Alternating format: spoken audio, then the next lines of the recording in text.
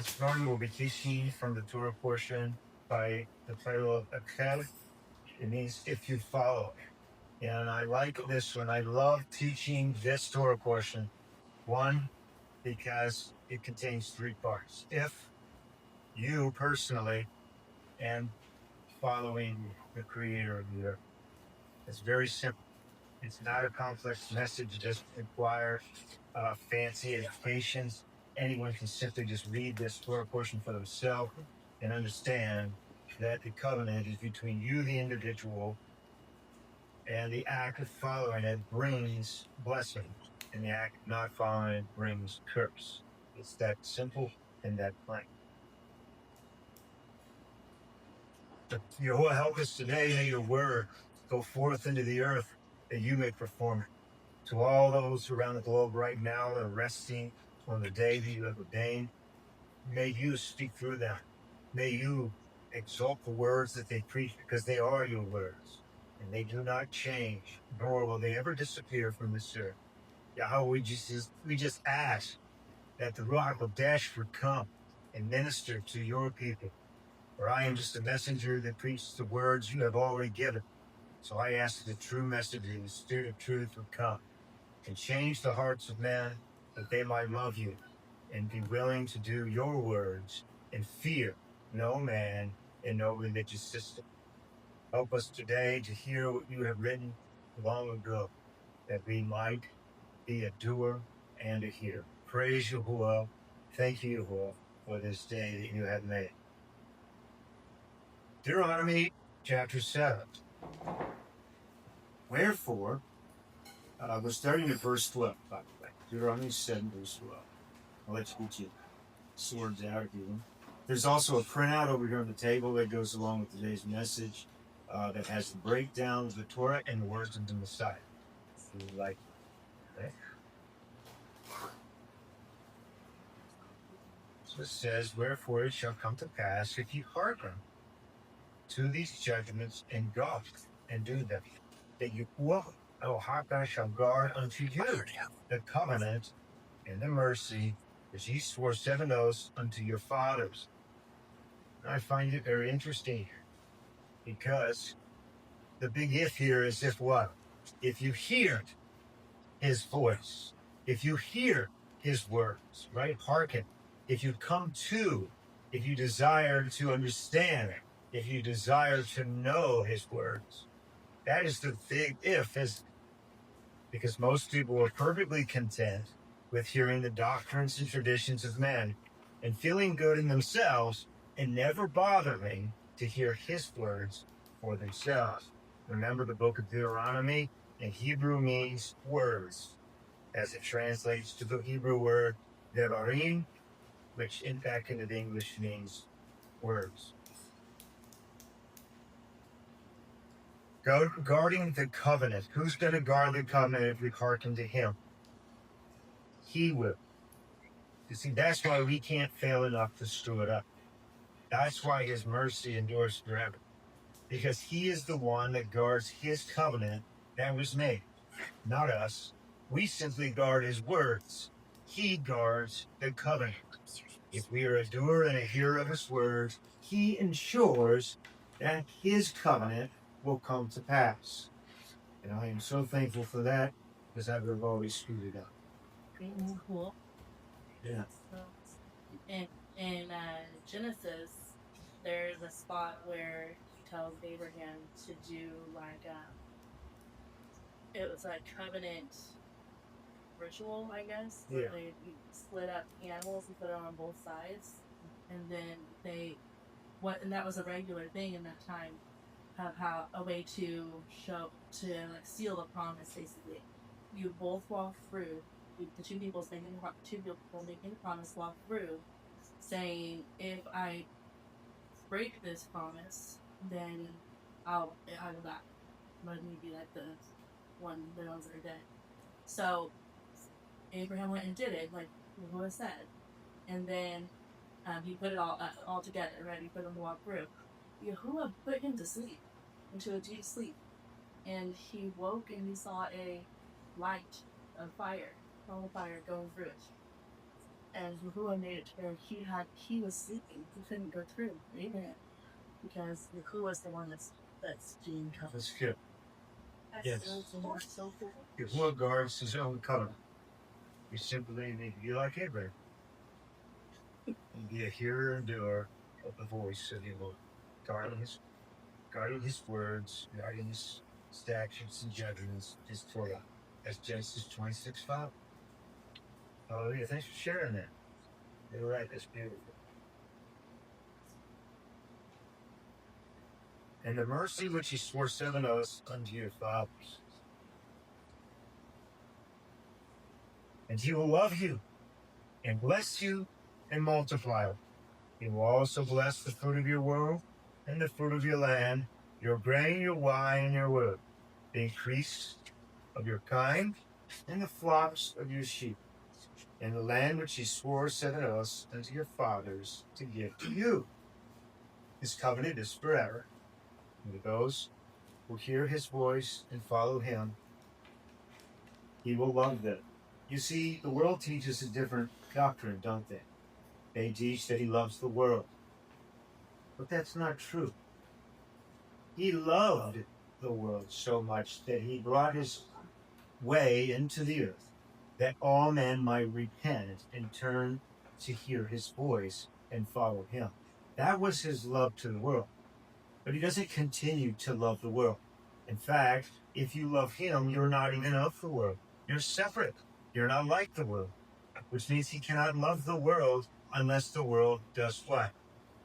Repents and follows the way that he brought into the flesh, known as the Messiah.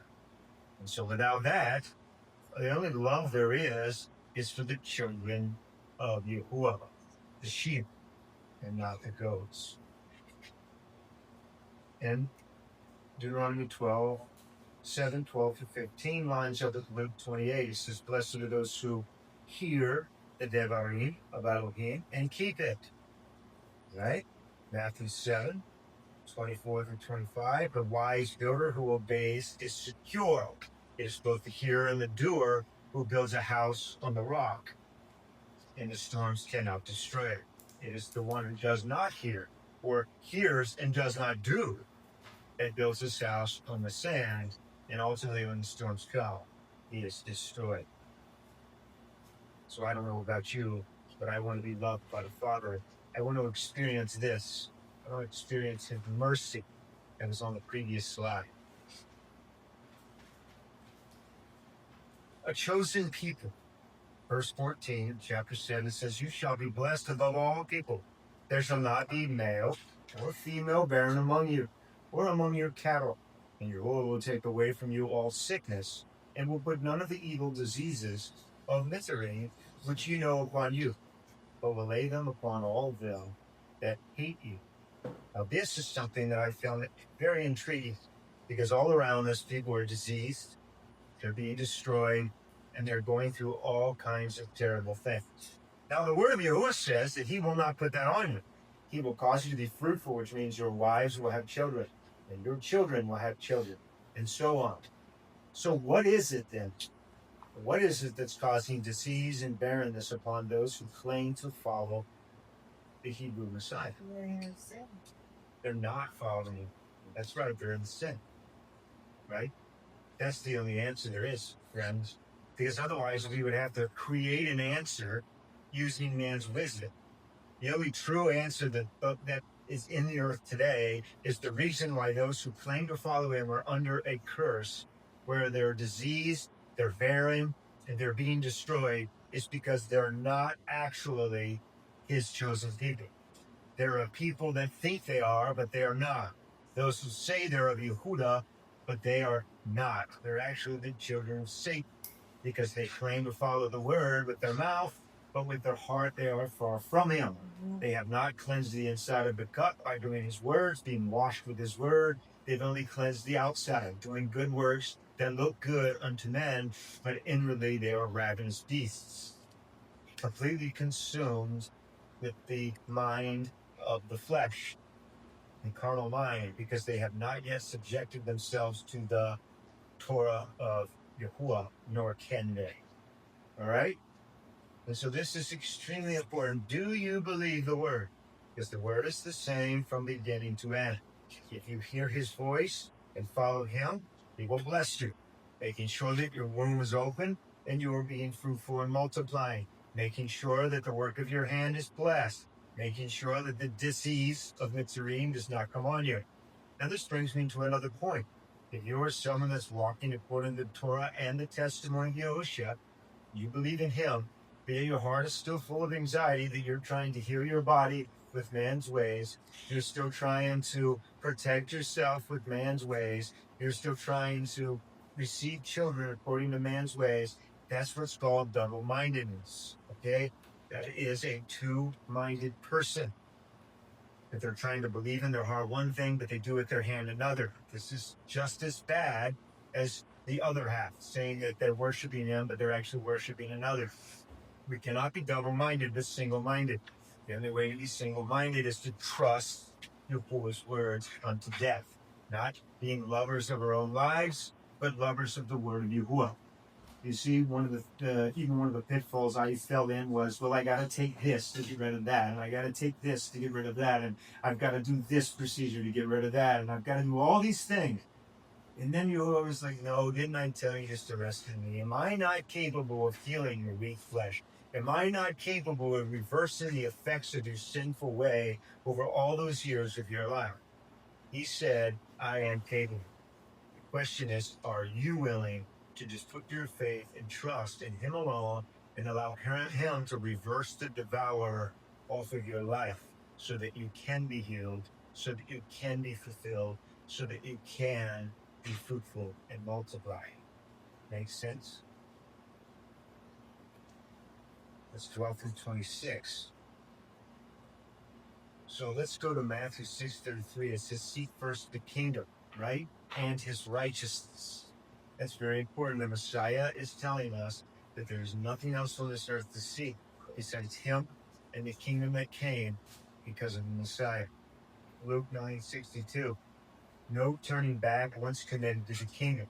This is something very significant that a lot of people fall into once they come into the Torah and the Testament of Yahushua. They gain strength, they get fire in their souls, right? And then all of a sudden, they get tempted to rely on man again, saying, I need that ivermectin to get rid of my worms. I need this to do that. No, you don't. Who created the worm? Yahuwah. He will get rid of it. Ivermectin is made by Merck, the same ones that make your vaccines. You really think they want to heal you? No, they want to destroy you even more because of your ignorance, because you're once again trusting man instead of trusting Yahuwah. So I just want to throw that out there for anyone that might be listening that's fallen into the trap and the deception. Look at the bottle of the junk you're taking. Chances are it's produced by the same people that produce the vaccines that have a hollow promise, and they're destroying you in your ignorance. Now, Yahuwah does make herbs to heal us. So if you're taking something from the earth that was not twisted with a false product, it's okay. Yahuwah made it. But if you're out there taking something made by Merck, Johnson & Johnson, or Pfizer, you're in the bed with the devil. Get out of it. Deuteronomy 7:17-19 talks about not worrying, remembering Yahuwah's care. John 14:27 says, let your heart not be troubled, right? The troubles of this world are many, right? Every day we have an anxiety. Every day we have a worry. Every day we have a trouble. But we should rely on Yahuwah and speak this over ourselves. Deuteronomy 7:14-15. Let Yahuwah take care of you like he promised to. Stop trying to do Yahuwah in your own life. Deuteronomy 7:12-16. And you shall consume, this is 16 only. And you shall consume all the people which Yahuwah Elohaka shall deliver you. Your eye shall have no pity upon them. Neither shall you serve their Elohim, for that will be a snare unto you. That's what happens, isn't it, when we start making a deal with the nations around us. Or we start saying, well, maybe I can reach more people if I just look like them. If I adopt their holiday, their pagan festival, to the way of worshiping Yahuwah, I bet I can reach double the amount of people. No, that's a lie. Now all you're doing is perverting the word of Yahuwah among the heathen. And now they don't even know that it's wrong, the holiday that they keep. That is wrong. We'll get more into that later. Deuteronomy 7:17 through 19, it says, if you shall say in your heart, these nations are more than I. How do we say something in our heart, friends?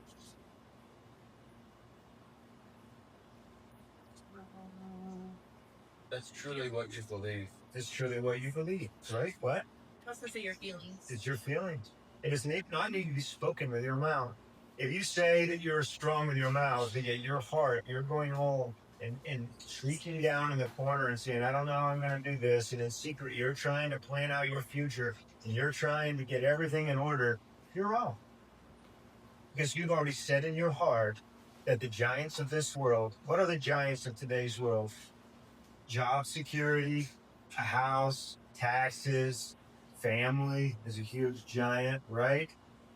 Education, all these things the world says is necessary to survive are the giants that man has created in this earth, all right? So if we're going home and saying, I'm going to figure out how to fight these giants in my life and not trusting Yahuwah with tomorrow, we are again becoming double-minded. It's not good, is it, Thomas? No, it's not. It says, how can I dispossess them? So you're thinking in your heart, how can I ever overcome taxes? How can I ever overcome how expensive food is? How can I ever overcome affording a place to live? How can I ever overcome the burden of education? How can I ever overcome what the world says is right? How? It's giants, right? Well, I'm here to tell you that it's the childlike that inherit the kingdom of Yahuwah. And so this is where we say, I don't have it figured out, but Yahuwah knows. Please help me, Yahuwah. Please help me. And this begins with the leader of the home, the father or the mother, getting on their knees in front of their children and saying, I don't know how to do this, but Yahuwah will help us. Because that encourages the next generation to see the weakness of your heart and the strength of Yahuwah within you. Okay?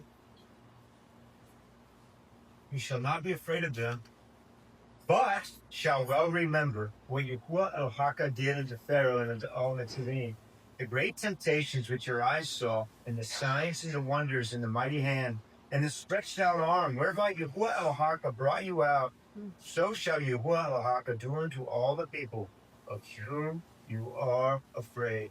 Make no mistake, dear friends. It is still the story of the Mitzrayim that should give us courage this day. It is still the story of what he did with Daniel, Shadrach, Meshach, and Abednego, what he did with Belshazzar, the king, what he did in Babylon and delivered them out of Babylon. Those are the stories that should give us courage today. It is still the story of how Mashiach came and fought the whole religious world as one man and won. That should be the stories we're teaching our children. Yahushua Mashiach came and he literally fought the religious and governmental powers of his time period, and he won. But you might say, well, he died. He was killed. Hallelujah. Do you see how he won? He loved his life not so much, right? That he was willing to serve his father Yahuwah and die for the truth. That is our purpose in this life. That is how we become kings and priests in this earth. Right? By not loving our lives so much and our death. We need to love Yahuwah. And because of that, we'll be victorious over the giants of this world. Does that make sense?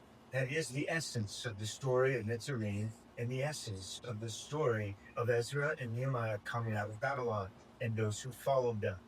They were not afraid of the giants around them, but followed just one dude out of Babylon. Very significant. Deuteronomy 7:12-11-25. Moreover, Yahuwah El-Haka will send a hornet among them, until they that are left and hide themselves from you be destroyed. You shall not be frightened at them, for Yahuwah El-Haka is among you, and mighty hell, and terrible. And Yahuwah El-Haka will put out those nations before you by little and little. You may not consume them at once, lest the beasts of the field increase upon you. But Yahuwah El-Haka shall deliver them unto you, and shall destroy them with a mighty destruction until they be destroyed. There are plenty of nations around the world right now that have hornets taking over their lands. They're destroying their fruit, they're destroying their produce, they're even coming after people. Look it up for yourself in the news. These weird hornets that haven't been seen for a very long time are coming around and destroying people and their things. Pretty wild stuff. There's so many crazy things happening on the earth right now. So many ways of destruction that's beginning to take place. And I truly believe that little by little, bit by bit, we're seeing the past way that has been ruling this earth fade away. It's beginning to get destroyed and taken out again. But it's going to happen very slowly until it's not, right? Until it's full. Because why? Because with every time there's destruction, maybe there's one person out of a million that sees it for what it is, the chastisement of the Creator, and repents. That's the desire of Yahuwah. That's why he's long suffering, and so should we be. And he shall deliver their kings into your hand, and you shall destroy their name from under heaven. There shall be no man be able to stand before you until you have destroyed them. The graven images of their Elohim shall be burned with fire. You shall not desire the silver or gold that is on them, nor take it unto you, lest you be snared therein. For it is an abomination, Yahuwah El-Haka. Neither shall you bring an abomination into your house, lest you be cursed thing like it. For you shall utterly detest it, and you shall utterly abhor it, for it is a cursed thing. This is one of the great stumbling blocks of today, because the religious people on this earth have many idols, and they cover the walls of their houses with these idols. They wear it around their neck, they get it tattooed on their bodies, they do all sorts of wickedness with these idols of religion that has been sold to them by the hirelings.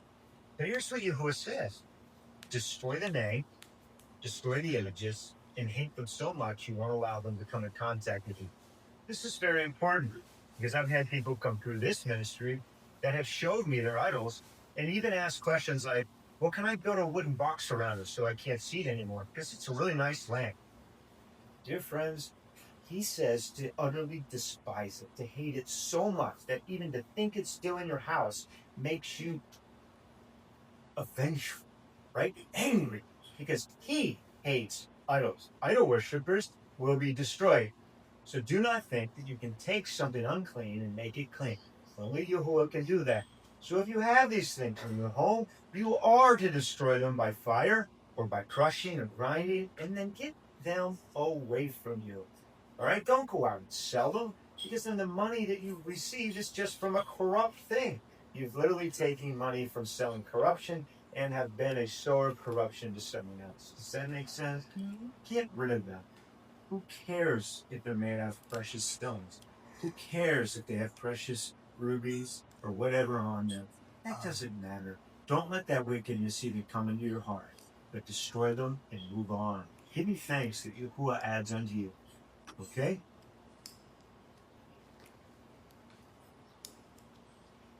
So the question is, from this first portion, from Deuteronomy 7, 12 through 26, is, did the Messiah and his ministers say the same thing? So the first section deals with separating from the other nations. Deuteronomy 7, 2 through 6. Deuteronomy 2 through 6 says, Yahuwah commands Yasharel not to intermarry with or adopt the practices of the nations, because they are set apart as his holy people. He set us apart as his holy people, right? That's why he brought himself into this earth as a man to gather his sheep unto himself, so that he would preserve a remnant in the earth for himself. Okay? Messiah taught in John 17, 14 through 16, he calls his disciples to distinctness. You are the salt of the earth. Does that sound like every other mineral of the earth? No, it's a very specific one. It's different, right? The light of the world. Does that sound like you're looking like the rest of the world? No, you're a distinct people. All right? Matthew 5 to 13, 16. And then he prays, they are not of the world, even as I am not of the world. Is the Messiah anything like this world? No. He rejected all religions. He rejected all paganism. He rejected all things of this world. He taught us the way of his father Yahuwah, right? And so John 17, 14 through 16 clearly shows that we are not supposed to be like this world. Nothing like it, right? Not adapting their churches to be temples of Yahuwah, not adapting their holidays to be our holy days, not adapting their whatever insert, whatever thing you want to there. None of it is correct. So the parallels are both stress holiness by separation, not holiness by changing something impure to pure. You cannot do that. You're a man or a woman. You have no right to call something holy that is not holy. Not physical isolation. This is important because there is a religion out there that teaches women, especially, to be isolated away from mankind, to not have husbands, to not reproduce, to chastise themselves, to beat themselves into submission, literally with sticks. It's terrible, right? There are men up in the mountains because they believe they're holy because they live up in the mountains of Tibet. Well, they're wrong, and they're wasting their time. Because to truly be of Yahuwah, you're going to be placed where? Amongst the nations. You're to be the salt of the earth and the light in the darkness. You have to be in the darkness, and you have to be in the earth. You cannot purify anything. You cannot change anything if you're off in La La Land somewhere. Would it have done John the Baptist any good if he never came out of the wilderness to preach the way of Yahuwah? No. If he would have stayed in the wilderness and preached to the trees, would the trees have repented and followed Yahuwah? No. He needed living stones. He needed people. It does us no good to say we follow you and then live off in West Texas somewhere, right? It does us no good.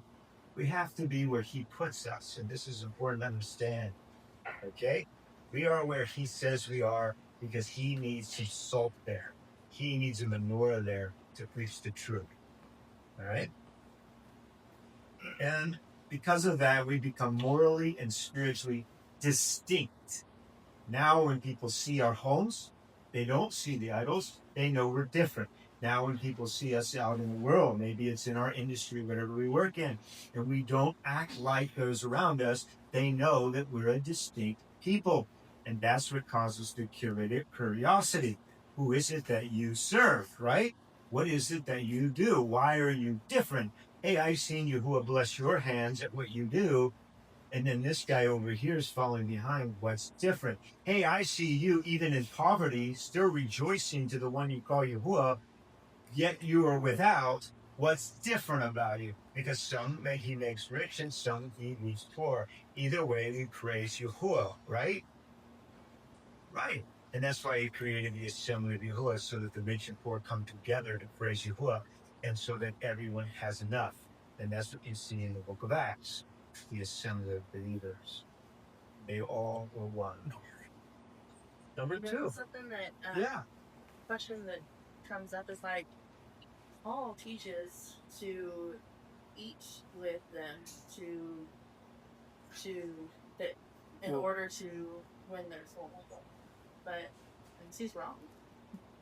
I think there's a difference between just like chilling with the heathens and go, doing life with them, or if you're going into the world to pull someone out of it. You know what I mean?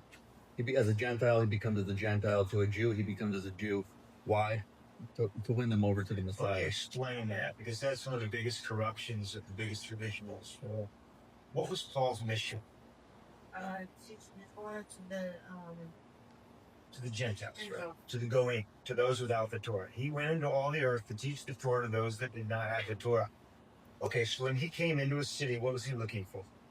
He's never been there before. So what's he looking for when he comes into a city? Someone's to invite him in. Someone's to invite him in. So if someone invites him in, what is he going to do? What did the Messiah say that we should do? Share the good news. Accept their offering. Accept them letting you in. Yeah. Right? And what did the Messiah say to do when you enter their house? Bless them. Speak shalom over it. And if that shalom returns to you, leave. But if it remains, stay there. So this is what Paul was doing. He was fulfilling the words of the Messiah. He would go to a city he had never been to teach them the Torah.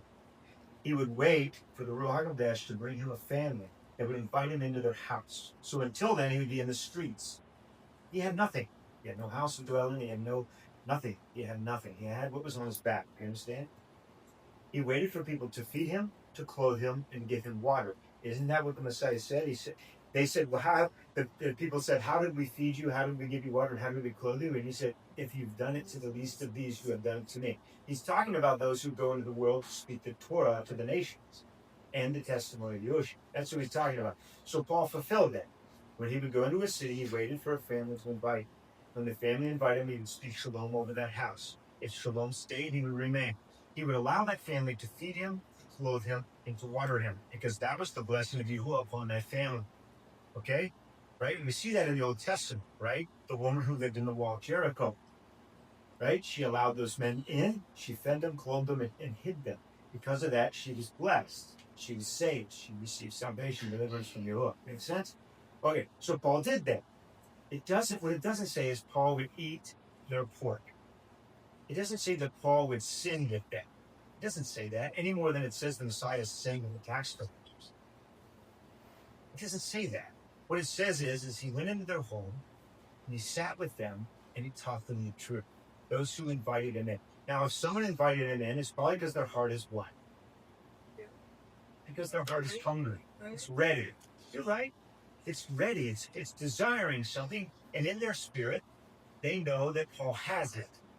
It wasn't in vain that someone would invite him in. It was by the Ruach HaKodesh, leading that person unknowingly to invite Paul to their house so that he would sit among them and teach them. And it says that he would teach them even to the wee hours of the morning, so much so that a young man sitting in the window fell out and died. Fell out of the second-story window and died in the street. And Paul went down, laid his hands on him, and said, arise, and the boy got up. Right? Because he was not going to let someone pass out because of Paul's growing voice and die. He was not going to allow that. Okay? Are you guys seeing? So don't read between the lines. The Christians want you to do the opposite of the Torah. That's why they teach the ways of Paul in a way opposite of the Torah. Even though clearly Paul was teaching the Torah and the Testament of Yeshua to the Yahudi. The Yahudi rejected him, right? The Great Assembly. He shook his garment against his brother, then went to the other nations, those without the Torah, to teach them Torah and testimony of Yeshua. Those two things that lead to life, right? Hallelujah. Without those, says Isaiah 8:20 and Isaiah 8:16. Okay? Does that answer your question? Yes. Now, let me ask you something. If I feed you today, and I put 2 plates in front of you, one with chicken and one with pork, are you going to know which one's pork? Yes. Yes. It's not a mystery, is it? Well, guess what? Paul was an educated man. I'm sure he knew what pork looked like and what chicken looked like. Right? He wasn't stupid. And so he would not eat that. Why? Why wouldn't he eat unclean things? Because in an instant, his testimony would be ruined. How could you teach the Torah and the testimony to someone if you're not even doing it? Makes sense? You would then be a hypocrite. Who would believe him? Who would even want to kill him? No one would even want to kill him, because why kill a man who's double-minded? Just let him go. Let him do his thing. Right? Yeah. It was because he taught both the Torah and the testimony that they wanted to kill him. Because he was creating an insurrection against the traditions and doctrine of men. That's why they hunted him. That's why they wanted him dead. Because he taught both the words of the Messiah and the words of Yahuwah, which are intertwined. They're one. That's why they wanted to destroy him. Okay? He was not a hypocrite. In fact, they put him on trial for breaking the Torah in the book of Acts. Acts 24, they put him on trial. And what's it say? Did they find him guilty or not guilty? They found literally no ground to make him guilty. That's right. They found zero guilt in him. None. They found him not breaking one commandment of the Torah. Now, one of the 613 that apply to Paul was he breaking, nor was he teaching others to break. Right? Acts 24 right there destroys the Christian church. Destroys utterly. Ruins it. Anyways, back on track here. Did I answer your question? Yes. Good. And your question was Paul doing the wrong thing by eating with the Goyim, with the Gentile? right? Does that sum it up? Just so I had it on the recording. The question was about Paul going into the Gentiles and saying that you eat with the Gentiles. Okay. But yes. But now you that is understand. the question. No, he was- Rock on. Just like you or I, we went into our workplace and we did everything the world did, but then we tried to preach to them the truth. Are they going to accept it? No, why would they? Because they see you living like the world and saying another thing. So they think, oh yeah, I can do the same thing. I can go to a church on Sunday and live in the world the rest of the week. Make sense? Yeah. The chosen people. Number 3, Yahuwah's covenant love. Deuteronomy 7:7-9, Yahuwah chooses Yasharel not because of the greatness, but because of his love and faithfulness. His love and faithfulness. That's why the Messiah came and chose those who were fishermen, tax collectors, adulteresses, and sinners. Chief among sinners. Right? Even Paul was chief among those who were actually breaking the Torah that he thought he was above. The Messiah's teaching says, you did not choose me, but I chose you. It's John 15:16. The same words of the Father. He affirms Yahuwah's love for the little flock. Luke 12:32. The parallel here is the election is rooted in divine love, not human merit. We were all sinners when he chose us. When he called us, we were all in our lawless deeds. We were in the center, some of us greatly in the center of pagan religions. We were the greatest dude. We were the guy passing the offering plate around, right? We were the guy cleaning the pews and straightening the chairs. We were the woman leading the song ministry and tidying up, and we were doing all these things. And yet Yosha's like, hey, I see your heart, and I know that you're actually hungry and thirsty for the truth. Come here, and I'll show you. And he did it, not because of what we were doing, but because he first loved us. Blessings for obedience. Deuteronomy 7:12-15. Obedience brings blessing, fruitfulness, and most of all, the number one thing that all creation, all mankind is trying to seek right now is health. Boy, if I could just get on stage with the greatest professors, the greatest doctors and scientists and all that, and just read these words in front of the entire world, maybe they would see the truth and repent and reject all those man-made ways. I would like to hope so in my heart. But the truth is, only those who are called by Yehovah will ever see his words. They'll ever see them. Unless you're called, you will never see that health, fruitfulness, and blessing abides in obedience. You'll never see it. That's why you just can't go out here and grab a dude off the street and say, hey, look at this truth. I'll never see it. The Messiah taught Yahushua promises blessings for those who hear and do Yahuwah's word. That's Luke 11:28, Matthew 7:24-27, a wise builder parable. The parallel here is covenant blessings hinge. It's a hinge. It's connected on faithful obedience, which is based on trust or faith in the New Testament, not just hearing. You cannot have faith without also being a trusting doer of his word. Okay? No such thing. Nowhere in Scripture does it say faith is absent of obedience. Nowhere. That is a man-made doctrine. Victory over enemies. Who wants some victory over enemies? Especially the unseen ones.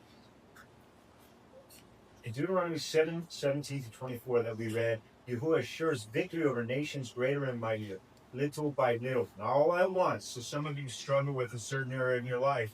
And you're like, how come I can't get free of this? Yahuwah is allowing you to choose him again and again and again. And each time you choose him, he's going to break off a little bit more of that enemy. He's going to strike a little more of it off. It's like trying to cut the head off of the snake that's starting at its tail. Because as he cuts it off at the tail, each little section, guess what's happening? You're choosing him over the world. And he's allowing you to choose him repeatedly, even though you fail, because why? His mercy is greater than your merit. It's greater than your deeds. His mercy is greater than your deeds. So just keep holding on to him as he leads you closer to himself. All right? That is Romans 12:1. As we sacrifice ourselves for his sake, he will save us. All right? Living sacrifices every day, taking up our stake and following him. The Messiah assures his followers of overcoming the world. John 16:33. And the gates of Hades not prevailing against his assembly, not the assemblies of religion, but his assembly. Because the assemblies of religion are already Hades on earth. Okay? Matthew 16:18 confirms that. Guys, don't lose sight, even though when you're struggling in this life, you will have many struggles. The righteous man has many tribulations, trials, and the righteous woman also, right? But that doesn't matter. His mercy is sufficient. His grace is sufficient. Grace just means his unmerited favor. Okay? Unearned favor is what grace means. Parallel, the promise of victory isn't instant, but steady, secured by divine power, not any strength in your own body. Make sure of that. So anyone out there that struggles today with any sort of addiction, and you're just like, why can't I be free of this? Yahuwah says, just keep clinging to me, keep choosing me, and I will cut that head off, starting at the tail, little by little, so that by the time it's fully out of your life, you will be so strong, you will never depart from the truth. Number 6, warning against fear. Deuteronomy 7:18-21, it says, do not be afraid and remember what Yahuwah did in Egypt. This is twofold. Why? Because if you are starting to become like Egypt, you should fear that you're going to be destroyed by Yahuwah. But if you're holding fast to Yasharel and seeking and hearing the voice of Yahuwah and doing it, you should not fear the destruction that comes to Egypt, because he's going to bring you out. He will preserve you. Yahusha often says, do not be afraid. Matthew 10:28 and Luke 12:32 are examples of him encouraging his ministers, his government that he was building in the earth. Don't be afraid, guys, right? Even in the storms, even when there's a crowd against us. He points back to Yahuwah's past faithfulness as assurance for present trust. In Matthew 6:25-34, he reminds everyone listening that Yahuwah is faithful. He is a mighty Father that will take care of. The parallels here is faith in Yahuwah's past words are grounds for courage in the present world. That's why he says to teach to your next generation and to the next generation's next generation his works, what he has done, not only in your life, but what he's done from the beginning of time. Okay? Okay. Great. Now, what we're going to do is I'm going to take a pause right here. I'm going to reset the TikTok so it's not so long. And we're going to come right back to the must remember.